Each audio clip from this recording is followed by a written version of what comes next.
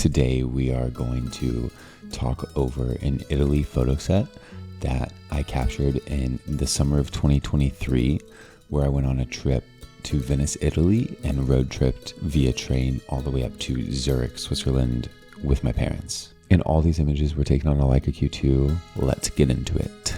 I also have a travel film that goes along with this video, and I will post it along with this as this comes out. So this first photo here, an Italian hospital in Venice, and all of their transportation is by boat. This hospital being on the water was just so foreign to me and so intriguing. It tells the story of how other people live their life. I remember hearing the water lapping against the boat, the seagulls flying as the sun was rising here. It was about 6 a.m. and the sun is just so softly hitting in the bay of the hospital where the boats are docked. One of the first days we were there, we decided to take a little morning day trip to a place called Burano, and that is a little village / town. And this is a shot from the ferry, and I just really enjoyed in Italy how everything was like pastel-y, and you'll see this as we go along in the photo sets. The morning sun is some of my favorite light to ever exist, and it's the earth and Mother Nature is so beautiful and just gives you perfect hour or so of time every day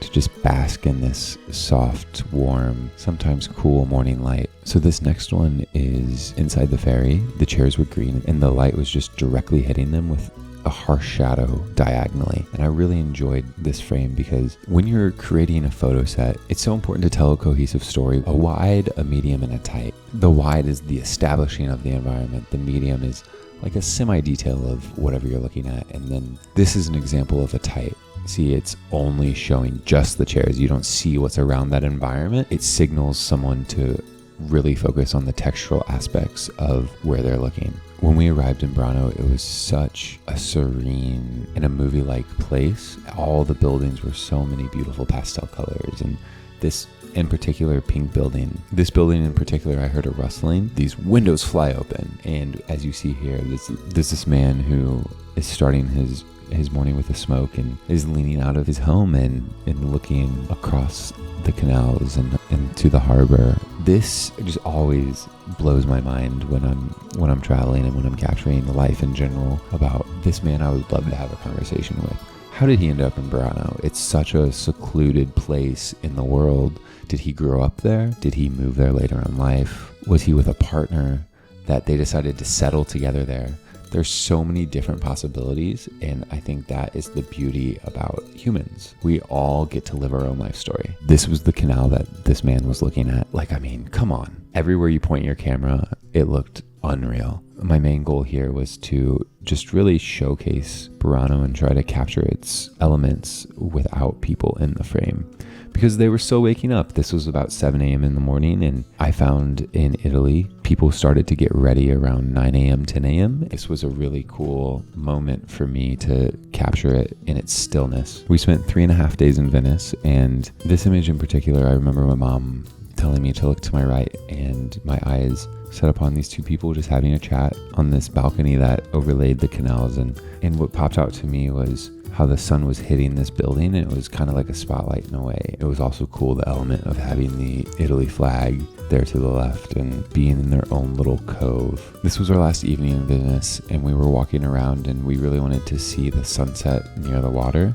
And I just really loved this image, and because it shows so many aspects of what you think of when you think of Venice, Italy. Beautiful cathedrals and churches, and then you can see 3 of them in this image, and then also there's a yacht. So that modernizes and dates this image. Then it also shows these ferries, the buoys, then of course the infamous seagulls. The next day we made the journey from Venice to Tirano, Italy. This was crossing over an overpass in Tirano, and the beauty of just how small and quaint this town was, with the leading lines here leading into the mountains, since Tirano is within a valley that goes into the Swiss Alps. And I just thought that the peeking out of these red flowers to the right, and just the greenery and the lush nature of the village during the summer was just really beautiful to me. There were so many motorcycles in Italy, and I love capturing moment. And this was at the start of my journey of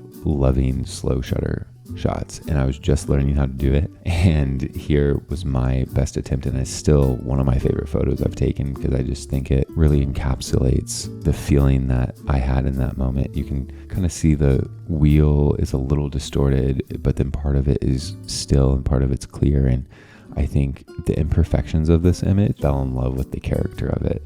And I think that's one cool thing about photography, not really following rules, like experimenting, because that's how you learn your own styles and what you enjoy and what you enjoy seeing, and encouraged me to continue to get out of my comfort zone. This was at the Toronto train station where we were getting ready to depart on the Bernina Express through the Alps to get to Zurich. And when I was standing there looking at this composition and this individual with the mountains in the back, the railroad tracks leading into the tunnel there at the back of this image to start the journey over to Switzerland. And I chose black and white for this image because I wanted it to have that timeless feel and just gives that moment of stillness. And life never happens the same way more than once. And this was one of those times where I was afforded the moment to document such a unique photo in life. I wish I knew who that lady was so I can send her this photo, but you never know. Maybe the internet will do its thing. This was July 23rd, 2003 in Toronto, Italy at the train station. This was the Bernina Express. It was this beautiful red train. It's almost as they knew people just wanted to take photos. During summer, it's green. During winter, it's white. The Swiss Alps. It's like so picturesque, just incredible. We got to hop off the train for the first time. A moody, dreary day where there was so much rain happening that this moment cleared up for us to all get out, and I'll just let this image speak for itself. I still don't believe that it's real, and I just remember standing there on those tracks in disbelief of how beautiful life is. Moving on, you have to take the classic window train pic, right? It was the first curved aspect of the train, and I saw the front of the train peeking out, and I was like, I have to capture this moment. So in Switzerland, it rained almost every single day, and we ended up taking above ground transportation, and this, once again, a slow shutter shot of, I wanted to capture the hecticness, people crossing this intersection, because people were just bolting across it. And I was like, what is going on, guys? The 5 tram here in Zurich was coming to a stop, and this man, like you can't really plan it either, was wearing this blue rain jacket and decided to run across, and I shooting through this window. I really love how you can see the rain droplets. It blurred out shooting through the window that I was in the other tram, and then him being in the middle of the other lane, just passing this tram, and then you can barely make out a figure in the conductor's spot. I can hear the rain hitting the ground. I can hear the cars honking. I can hear the chatter of the people. Instead of cars, so many trams would just be everywhere, and a theme of blue.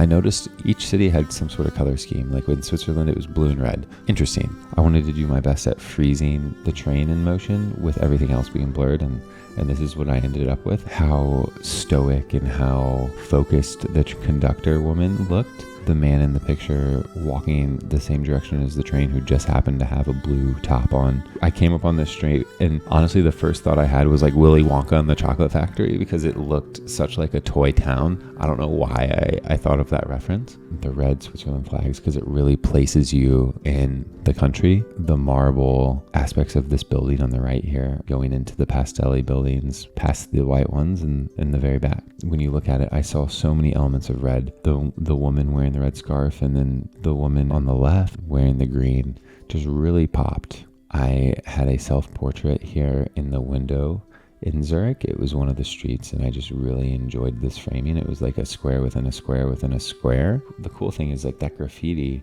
was on that opposite wall on the brown, but it looks like it's in the window just because of where I was at, and I was also wearing green, and just really thought it was cool to have myself pop out there. This trip was a lifelong dream come to fruition, and I have this clip. I'll play it here for a moment. Today's July 10th, and in 7 days I fly to Chicago. I'm meeting my parents to fly from Chicago to Venice, Italy, and take them on a week trip to Italy. And it's just insane that I've been able to build something that I've dreamt of and bless them for everything that they've done for me, and it just makes me like so grateful that I'm able to like give back to the people that I love. everything inside me has always wanted to give back to the people. It was a way to create memories that'll last a lifetime, and thanks to these images, myself and also my parents have to relive everything that we did during that trip. If you haven't yet, check out the travel film that I made from this. It was really a love letter to my parents, to Italy, and just the romanticism of that country. Yeah, these are beautiful images, and yeah, I really want to capture the essence of every place that I visit. Anything is possible. I mean that, like, you truly believe in yourself and you take action each day in some sort of fashion. There's so much room in this world for you. You are unique, you are enough, and this is a testament to that, living life for yourself, but also to document those memories, because these images are some of the most priceless that I'll ever have in my life. And the footage that you see in the travel film, I'll have that forever, and I'm so grateful. You could have been doing anything and you chose to spend a little bit of time together. I hope you have a great rest of your day, and I love you. Until the next one.